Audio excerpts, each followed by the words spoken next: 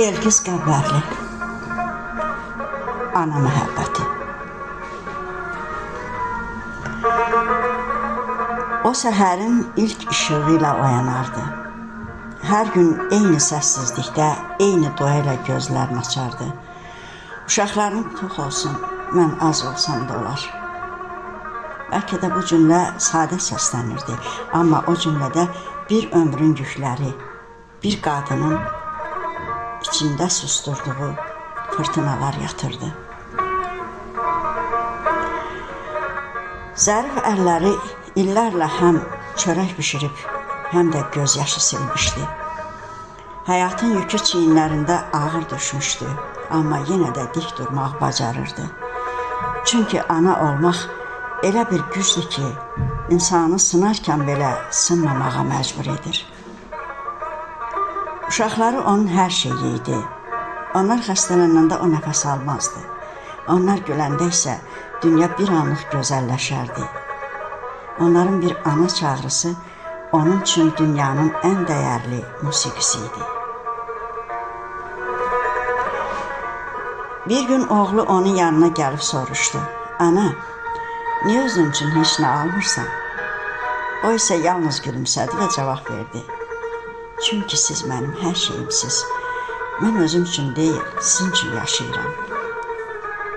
Bu sözlər sadə görünürdü, amma illər sonra o oğul başa düşəcəkdi ki, bu cümlədə bir ömrün fəlsəfəsi yatırmış. Ana məhəbbəti sözlə ölçülə bilməyəcək qədər dərindir.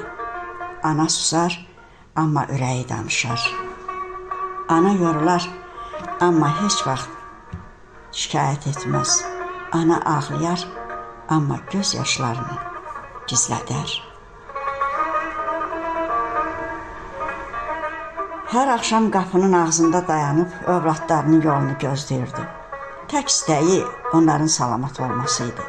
Onun arzuları sadə idi.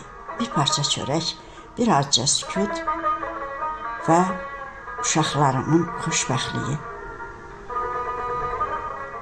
Zaman keçdi, uşaqlar böyüdü. Onlar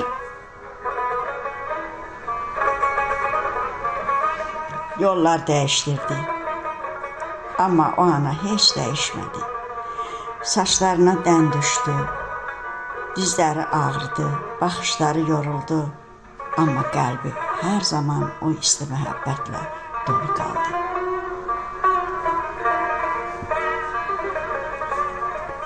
Bir gün ana sustu. Bu dəfə əbədi bir səssizliklə. Onun yoxluğu evdəki divarları belə kədərləndirdi.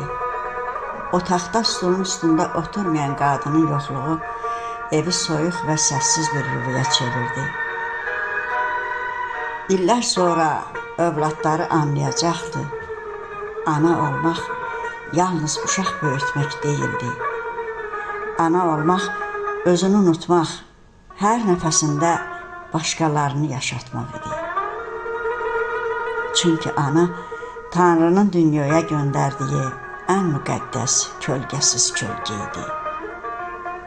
O getdi, amma sevgisi hələ də qoxusunu qoyduğu yastıqda, açmadığı qapıda və dua etdiyi səcdə yerində yaşayır.